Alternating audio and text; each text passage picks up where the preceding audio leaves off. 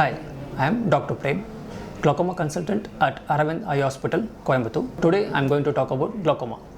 Glaucoma is the second leading cause of blindness in the world. Glaucoma is basically a disease of eye pressures.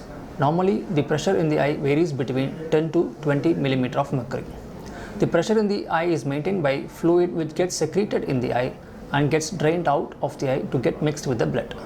Suppose if there is any problem with the drainage pathway, the fluid gets stagnated within the eye that can lead to increase in eye pressure, which we used to call that as glaucoma. Glaucoma is basically an asymptomatic disease.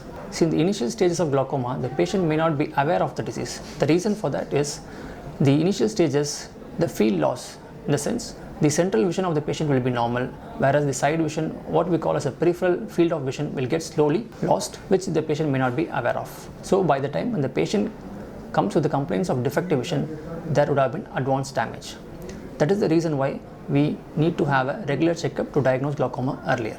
Glaucoma is more common in people more than 40 years of age, and those who have a family history of high eye pressures, those who have a history of trauma, or those who are on steroid treatment, which may be in the form of inhalation, drops or tablets. Glaucoma can also happen in children as well as in young babies, which we tend to call that as childhood glaucomas.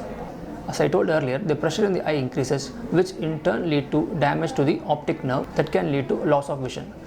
Treatment of glaucoma includes reducing the eye pressures by means of either drops, laser or surgery.